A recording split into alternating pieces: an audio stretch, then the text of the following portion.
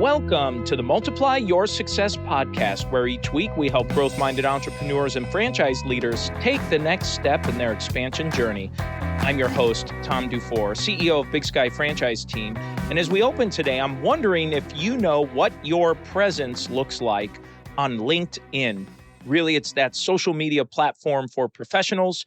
And I'm wondering if you know what it is. Do you have one? Is it consistent? Is it consistent with the brand that you're trying to put forward? And our guest today is Justin Nassiri, and he's the CEO at Executive Presence. And he shares with us why he thinks every leader of every organization needs to be on LinkedIn. And the primary reason why is because he believes there's a shift in consumer behavior, preferring to know who the CEO or the leader of the company or organization is before they make a purchase, or in order to keep that customer to make additional and ongoing purchases with your company. Now, Justin is the CEO of Executive Presence, a fully managed LinkedIn presence for top executives. He started his career in the U.S. Navy, where he served on board nuclear submarines. He has founded and sold 2 companies, including one funded by Google's chairman, Eric Schmidt. He holds an MBA from the Stanford Graduate School of Business and a Bachelor of Science from the United States Naval Academy. You're going to love this interview, so let's go ahead and jump right into it. I'm Justin Nassiri. I'm the founder and CEO of Executive Presence. Executive Presence is a great name because that's exactly what I'm hoping for us to discuss and talk through today. And this whole idea of executive branding.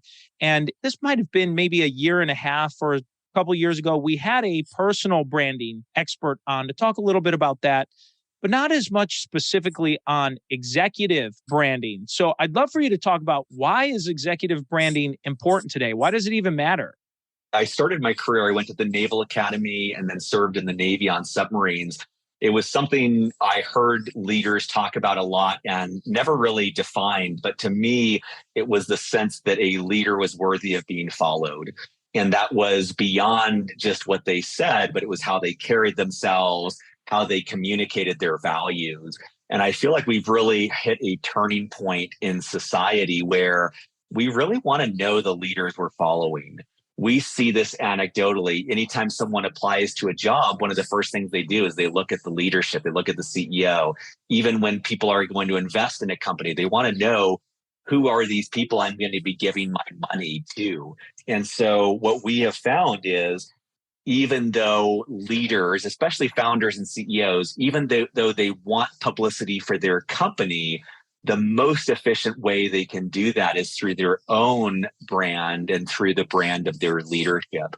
And one thing that we found is, even though in popular media, we perceive CEOs as being these chest-beating people who want the spotlight, our experience has been the opposite. Most of the leaders we work with, the first thing they say is, I don't care about my brand. I don't care about my persona. All I care about is my company. Really, what we're educating them on is, look, if you do want to grow the company, the fastest way to do that is through your personal brand, because B2B is now H to H. Business to business is now human to human. And so that's really where we have focused, is how do we get executives to build out their personal brand in service of the company that they're building. Something I struggle with is exactly what you talked about. I've been approached by organizations say, you really need to talk about, I don't want to talk about myself, albeit here I am on a podcast and going through all of that. I'm not interested in being the quote star. That's not something that I set out to be or want to be. And I'd imagine a lot of your clients or prospective clients have a similar feeling or thought orienting around that. So how do you help a leader who might be listening into this at some point that maybe has that same potential hesitation? They don't want to be the quote front man or front woman of the band. Well, how would you respond to that?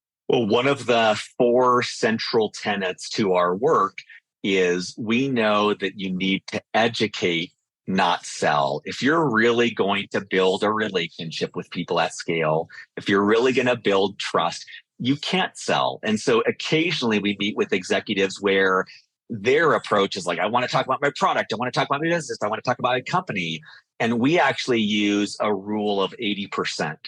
Our thesis is that about 80% of the content we're going to create needs to be educating, generously adding value to an audience and not even mentioning the company, which I actually think for a lot of people listening, that's going to resonate. Like, oh, I'll educate all day. I'll teach people. I'll add value. I'll be selfless and generous.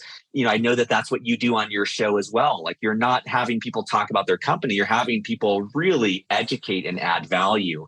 And so that's what we do is we say, okay, let's set up a couple swim lanes.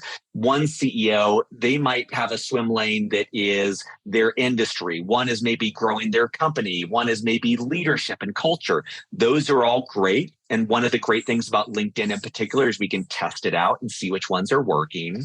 But if we do this right, and 80% of the time we're adding value, the rare 10 to 20% when we do have them mention their company or maybe a hiring position or maybe a major milestone, it gets 10 times more traction because you've built up trust. So I think that that's something that might make this more approachable for people is it's not selling. It's quite the opposite. It's adding value, educating, teaching people something that will add tactical value to them. Great. Well, one of the things in prepping for our discussion today that you brought up is that there are 4 things every executive should know about LinkedIn. I'd imagine that creating this executive brand and LinkedIn's going to be an important part of that process. So talk through these 4 things and why LinkedIn's important.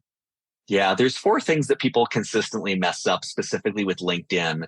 The first one is it's about people, not the company.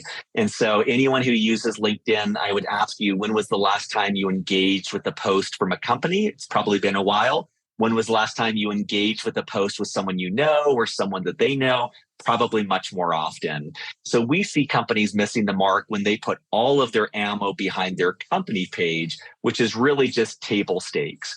You're going to grow a following through your key leaders. That tends to be the C-suite, not always, but whoever you consider your primary brand ambassadors, that's the people that people are going to connect with, not the nameless, faceless company page. That's number 1. Number 2, we already talked about educate, don't sell. Number 3 is it's all about original content. So we just released a major study. We looked at 1,000 of our client posts from the month of May. And one of the things that we found is that if you repost content, you get about a quarter of the views of other content. If you publish an article, you get about 1/3 of the views of other content. LinkedIn algorithmically rewards native content written specifically for LinkedIn. So this is the text post. Maybe it's a post with a photo. Maybe it's a carousel. Maybe it's a video, but it is content that is uploaded specifically to LinkedIn. And it makes sense, right? If I post an article that drives traffic away from LinkedIn, I wouldn't expect LinkedIn to give that a lot of exposure. You want to write content specifically for LinkedIn. And then the last one, and this is the biggest mindset shift for our clients, in order to be top of mind relevant with an audience on LinkedIn, you need to publish content 2 to 5 times per week, which, most executives post 4 times a year. And so the big judo flip for us with our clients is not 2 to 4 times per year, 2 to 5 times per week, which is an insane volume of content. But the last thing that I'd say on that is one of the strategies on LinkedIn is activating your network. These are people who know you, like you, and trust you, but they're just not thinking about you. So we want to have that top of mind relevance. That's where this frequency comes into mind. And then the second is really boosting them up as a thought leader. We talk about how we turn leaders into thought leaders. There is a formula for this, but it does include very frequently publishing content. When I think of social media and I think of the clients that we've worked with over the years, one of the challenges or difficulties maybe that they have with it is that frequency, like you described. You might start off strong for the first few weeks or maybe a month or so, but how do you keep writing content? So for that executive, for that leader of an organization that's out there, what kind of mindset shifts do they need to have to be successful on social media? I think there's a couple mindset shifts. The first is a phrase that I like to use is in service of. We are doing this in service of the brand. Or I think of Christian Bale in Batman Begins. He talks about, I'm using this monster to do good. I'm using this beast to do good. So most of the people we work with, it's not their desire to be in the spotlight. It's not their desire to speak this frequently. But the reason they do it is it's incredibly effective. It really gives visibility to their company. So know that this is not about your ego. This is not about you wanting to be the next Elon Musk. This is merely a tactic that is guaranteed to benefit your company. A second thing is to realize that a lot of the people that you see most prominently on LinkedIn, the people getting thousands of views, they're almost always solopreneurs or content creators, or maybe even you might call them influencers. They are not CEOs building growing companies. And so for them, it makes sense that they spend 3 to 5 hours a day engaging on LinkedIn, creating content. They have a whole system there. But that's why I started the company, is I realized the people that I most admired, the people who have built empires, the people who have founded growing companies, they have extreme expertise, but they will never take the time to do this on their own. The people we work with by nature don't have the time available to create content every day. And so that's why we created a structure that takes them an hour a month. And in return, we give them daily LinkedIn content. So we've really built this to be efficient. But I do actually, if relevant, I do have hacks for people who want to do this on their own. There are ways that you can more effectively leverage your time. For someone that's maybe thinking of, I want to try to do it myself, which probably ends up leading them back to you anyway, what's one or two maybe suggestions you would have for someone that's thinking about starting to be more proactive? So one thing is repurpose. If you are on, let's say, a podcast, or if you have a sales call, record those conversations. I did this recently where I was talking with a prominent person and I just found myself, I was kind of in the zone and I was kind of riffing and saying things that I often say, but don't often write down. And so I turned on otter.ai. It's a free service to transcribe calls. And I then took that transcript and I started to turn it into a post. It still takes me time, but it's 80% of the content is there. It's me just kind of creating a narrative for a post. So that's one thought, is just take advantage. If you're giving a speech, if you're talking to someone on the phone, if you're talking to a prospect, talking to an employee, really pay attention to what you're paying. That's a saying. That's one thing that doesn't take a lot of extra time. A second one, and I learned this recently, is, so we found in our original research that posts with a photo on LinkedIn get 115% more views than posts without a photo. And that's provided that it's not a stock photo. It has to be original and relevant. It's original, something that you took a photo of. It's relevant to the post. So one hack for this is, take your phone, look at your photos and just scroll through and see if you find a photo that's really good. And then think about what's the story there. Maybe what's the application to business? What's the life lesson that might be relevant to your audience? So I did that recently where I went through and, I years and years and years ago climbed Mount Kilimanjaro. And so I thought, okay, well, what's the business application? How is climbing Mount Kilimanjaro similar to building a company? And I just kind of wrote a post there. But I know it will do well because it's got a good photo to go along with it. And then the third one is have someone interview you. It's kind of hard for most of us to write down in a vacuum. This is the approach we take with our clients, is we interview them and we ask them questions that will lead to a good LinkedIn post. But if you want to do this on your own, maybe sit down with a friend or an employee or a partner and say, hey, here's a couple of questions, ask this of me. And I think that most of us tend to do better when we're speaking to someone. That's why podcasts work really well.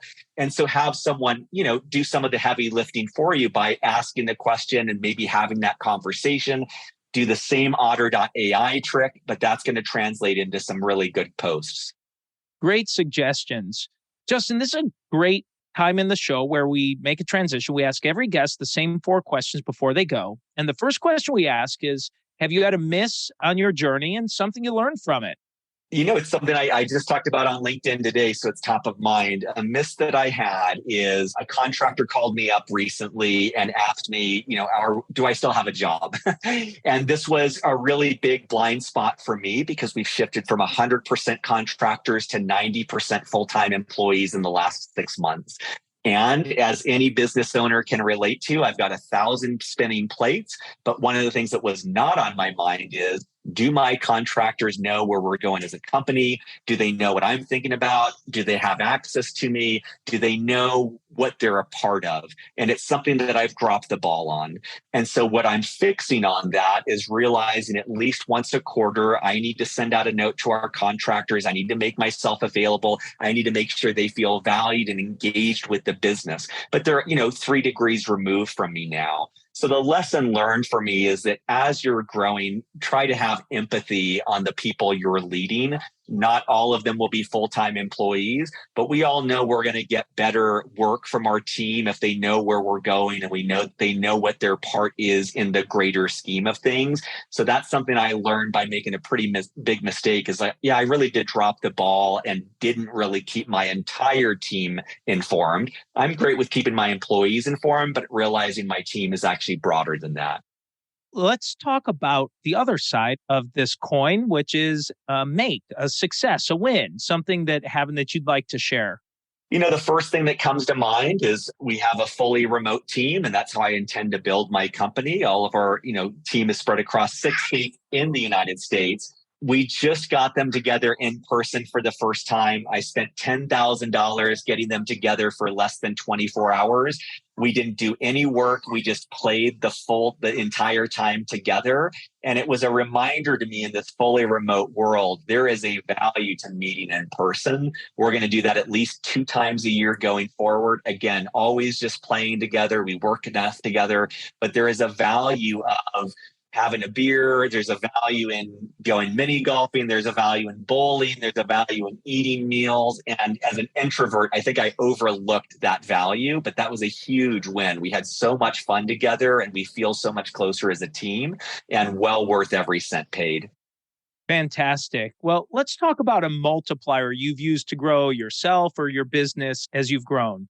Obviously, I'm a big fan of LinkedIn, but I do think that is the ultimate multiplier. And I'll give you a couple examples why. Obviously, I'm very active on LinkedIn. I talk about what I'm doing. I had a friend recently that I went to college with, and to date myself, that was 20 years ago. I have not spoken to him in 20 years. He's not really top of mind for me, even though I like him. But he saw my posts. He saw what I was doing. He introduced me to their CEO, and they were a client 2 weeks later. And why that is a force multiplier is it's not someone I would have thought to reach out to. But we all have invested a lot of money in our networks. These are people who know us, like us, and trust us, but don't know what we're up to. So by being active on LinkedIn, that's helping with sales. It's helping with recruiting. It's helping with many things. So, I know that's a little bit in line with what we do as a business, but even if you don't work with someone like us, there is a value to keeping your network alive. And we're not able to do it through lunches and coffee chats anymore. It just doesn't scale. But or holiday cards even. But I think that, the way that that's done now is social media. For you, it might be Twitter, it might be TikTok, it might be, Threads, it might be LinkedIn. But scaling what you're doing, talking about what you're creating, talking about what you believe in, talk about what you're learning, talk about your failures. This is how we create intimacy, and this is how we scale it. And I feel like that's one of the biggest unlocks I've found for myself in the last 2 years. You share great use case stories of that as well. Just like you had mentioned, someone from college from decades ago, what not top of mind, and yet they're engaged, they're tracking, they're following what's happening. Well, Justin, the final question we ask every guest is, what does success mean to you? It's such a good question. I'll give a little bit of a meandering answer that's this kind of honest. It is really hard, especially when you work on a platform like LinkedIn. It's very easy to be comparative and to chase what someone else has defined as success. And it's also hard as you know, as a father of 2 young kids, I often feel like I'm either failing at home or I'm failing at work. I never really feel like I'm succeeding. My view of success right now is I want to set an example for my children of someone who is really playing at their peak potential and stretching and growing. And so while my kids may see me fail, while they may see me make mistakes, I want them to see that I'm trying and I'm doing my best every day with them, with my wife, and with my company. And that entails failure. If I'm really at my edge, I'm going to be dropping the ball. I'm going to be making mistakes. but I do want to show them that I am really playing full out. I'm not leaving anything left on the table. And I hope that that's success for me, is that they see that and they can see me role modeling that, and hopefully they can do better than I did. Well, Justin, as we bring this to a close, is there anything you were hoping to share or get across that you haven't had a chance to yet? I think two things. One is just generosity. I feel like any of us that are running a business, any of us that are in a leadership position, we have an obligation to pay it forward. And I feel like that helps me be generous on platforms like LinkedIn. I really do want to share mistakes. I want to learn. I want to share what has helped me, because I know that there is a global audience that can benefit from that. And I think one of the things that sometimes hold me back from that is I look at the 10% of professionals who are much more successful than I am. And I feel like, God, what do I have to share? They're the ones who should be teaching. But I fail to remember sometimes the 90% of people who would love to start a company, or who would love to be in the C-suite, or who would love to be working in a way that I am. And so what I'm trying to do is just be generous in what I've learned, even if it feels very, very common knowledge. I want to share the things that I've learned, and most importantly, the failures that I've had and what that's taught me, because those are the best lessons. And so share what you know, even if you feel self-conscious, even if you feel like you don't have anything, there are so many people who will learn from what you have to say. That's one thing. And then the second thing is, obviously, I love talking about this. Our website is executivepresence.io. It's easy to find me on LinkedIn. My email is justin@executivepresence.io. But if I can help in any way, feel free to reach out to me. Justin, thank you so much for a fantastic interview. And let's go ahead and jump into today's 3 key takeaways.